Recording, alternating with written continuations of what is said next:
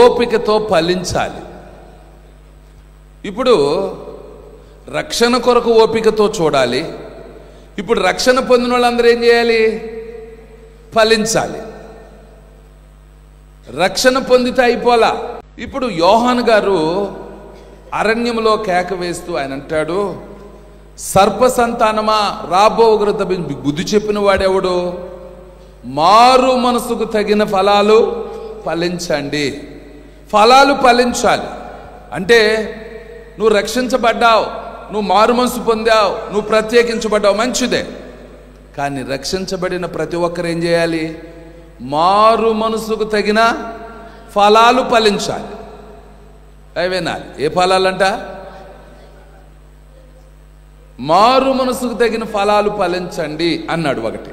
కిందకు వస్తే ఇప్పుడే గొడ్డలి చెట్లు వేరున ఉంచబడినది గనుక మంచి ఫలములు ఫలింపని ప్రతి చెట్టు నరికివేయబడును. ఆమేన్.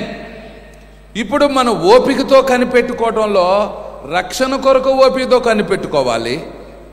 రెండో మాట అన్నాడు, ఫలాలు ఫలించటానికి మనం ఓపిక కావాలి. ఇప్పుడు ఫలించాలి అంటే ఫలించడానికి ఓపిక కావాలి. ఫలించాలంటే ఏ రకంగా ఫలించాలి? మారు మనసు తగిన ఫలాలు ఫలించాలి. ఇక్కడ అంటాడు మంచి ఫలాలు ఫలించాలి, నీతి ఫలాలు ఫలించాలి, వెలుగు ఫలాలు ఫలించాలి, ఆత్మ ఫలాలు ఫలించాలి. ఇలా ఫలాల గురించి ఎన్నో రకాలైన మాటలు పరిశుద్ధ గ్రంథంలో ఉన్నాయి. కనుక మనం ఫలించాలి. ఫలించటానికి ఓపికతో ఫలించాలి. ఆమేన్. ప్రేమ కలిగిన మా ప్రియ పరలోకపు తండ్రి, మీ ఘనమైన శ్రేష్టమైన నామాన్ని బట్టి వందనాలు అయ్యా. మిమ్మల్ని ఆహ్వానించాలని అయ్యా మీ మాటకు అయ్యా మేము తండ్రి మిమ్మల్ని ఆహ్వానించు వారిగా మమ్మల్ని చేయండి. అలాగే మా సమస్యలు మీకు చెప్పుకోవాలి నాయన. ఎవరో మనుషులకు చెప్పుకొని పరిస్థితులకు కాకుండా మీ ఎదుట మా సమస్య చెప్పుకొని మీ సహాయం పొందినట్లు చేయండి. మీరు ఇచ్చే అవకాశము కొరకు, మీరు అద్భుతాలు చేసే వరకు మాకు ఓపిక నాయన దయచేయి నాయన.